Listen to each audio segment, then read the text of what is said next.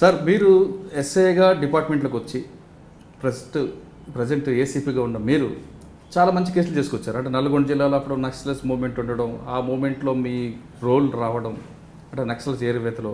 అంతేకాకుండా నల్గొండ జిల్లా భువనగిరి అనగానే నయం, ఈ నయం అనే వ్యక్తిని కూడా మీరు దగ్గరికి తీసుకొచ్చారా లేదా అన్నది ఒకటి వస్తే, కానీ మీరు నయ్యను దూరం పెట్టారన్నదే చాలామంది చెప్తున్నారు.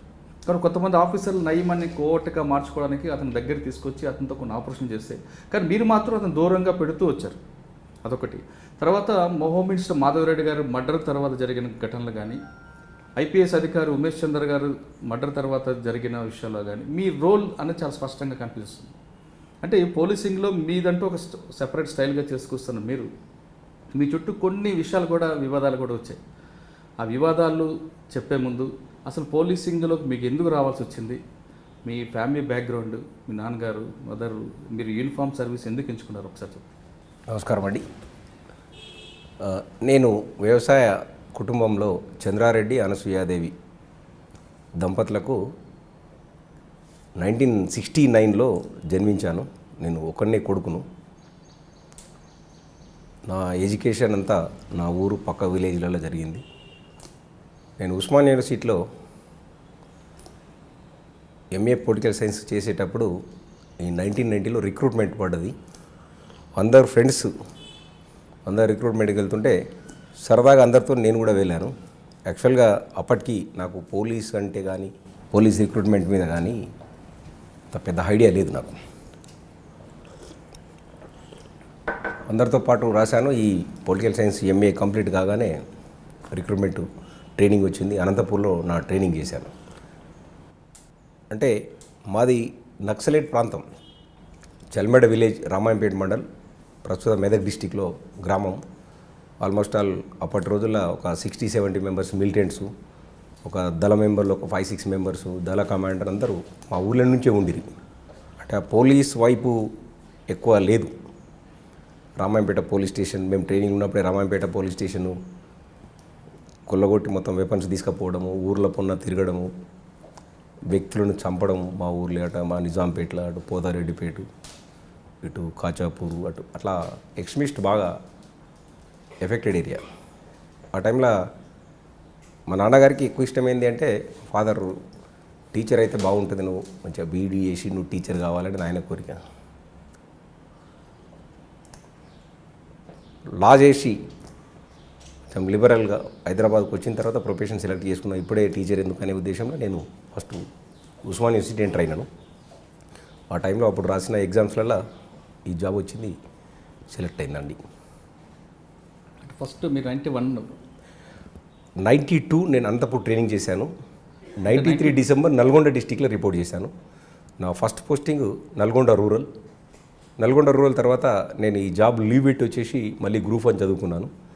మళ్ళీ I couldn't succeed it. Then I join the department. మళ్ళీ దేవరకొండ ఎస్ఐ, అప్పటి రవిగుప్తా ఎస్పీ గారు ఉంటేని ఆ లీవ్ను ట్రీట్ చేస్తూ మళ్ళీ నన్ను డిపార్ట్మెంట్లోకి తీసుకున్నాడు. దాని తర్వాత నేను నార్కెట్పల్లి, భువనగిరి టౌన్, కోదాడ, బీబీ నగర్, బొమ్మల రామారం చేస్తూ ప్రమోషన్ వచ్చిన తర్వాత నేను సైబరాబాద్కి వచ్చాను.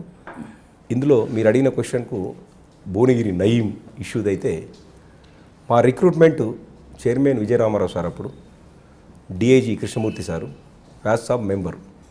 అంటే వ్యాస్ సాబును కిరాతకంగా చంపిండు అనేది నాకు మైండ్లో ఉండే. నయీం మీద నాకు చెడు ఒపీనియన్ ఉంది. నేను భువనగిరి టౌన్ ఎస్ఐ 99లో వచ్చేవరకు నాకు చెడు ఒపీనియన్ ఉంది.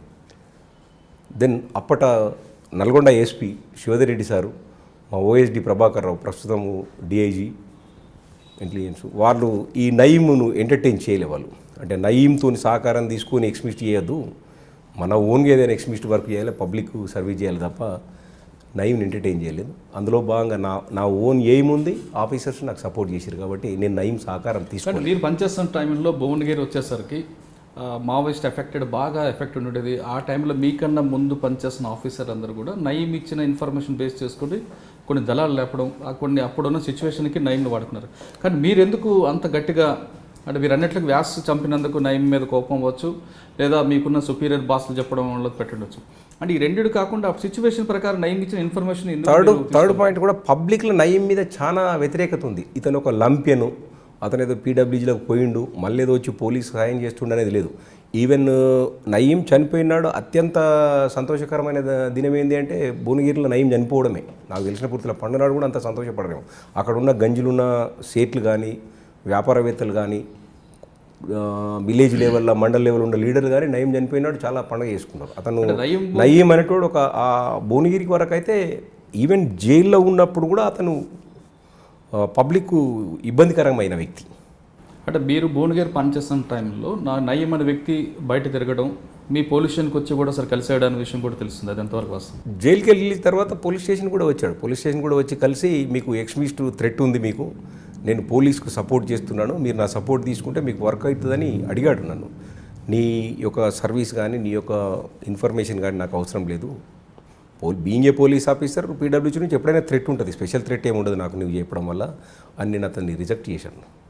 వచ్చి అడిగాడు మా సార్. అప్పుడు పరిస్థితి భువనగిరితో పాటు నల్గొండ, బీబీ నగర్ ఆ ప్రాంతం అంతా కూడా మావోయిస్టులో బాగా ఎఫెక్ట్ ఉండేది. అదే మేలచెరు అవ్వచ్చు, చాలా ఎఫెక్ట్లు జరిగాయి. మీరు అన్నట్లు బొమ్మల రామారావు దాడి కూడా జరిగింది. ఉన్నది బొమ్మల రామారావు పోలీస్ స్టేషన్ మీద దాడి చేయడం యాదగిరి ఉంటుంది. కానీ నయీం అనే వ్యక్తి ఇచ్చిన ఇన్ఫర్మేషన్ ఎందుకు మీరు రిజెక్ట్ చేయాల్సి వచ్చింది? అంటే నయీం అనే వ్యక్తి కరెక్ట్ వ్యక్తి కాడు.